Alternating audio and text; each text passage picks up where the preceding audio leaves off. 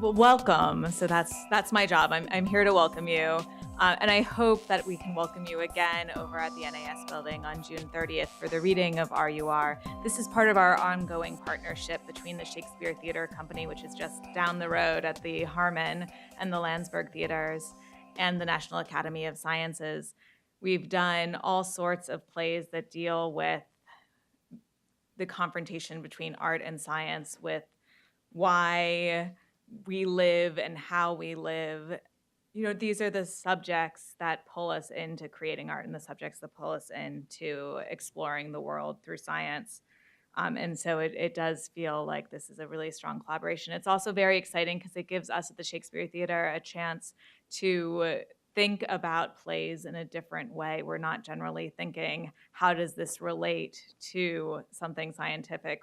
Why are we producing this with that, bend? And this gives us a chance to go back into the all these wonderful plays that have been written over centuries that have long dealt with these issues. So last year we did, I think last year was Brecht's Galileo, and we've done, even further back than that, certainly not just 20th century plays. But this year we wanted to do something that's a little bit newer for us, from the 1920s. And we're going to hear a lot about the play today, so I'm not going to really say much about it. I'll just give you the information about the reading.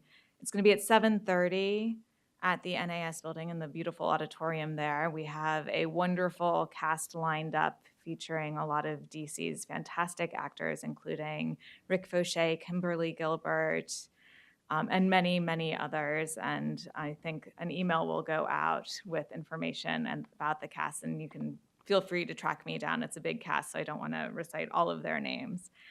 It's being directed by Samantha Weyer, who's the Director of Education at the Shakespeare Theatre, and we're really excited to continue this partnership. And I was trying to think about the connection between robots and theater, and I think that, we will talk about this, they will talk about this.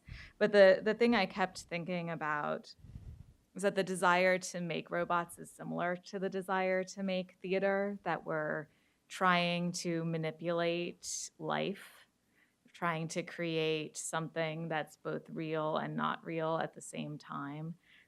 And in some ways, though actors would probably hate to be told that, actors in some ways become robots, depending on the production, not necessarily in a good production, but that happens a lot.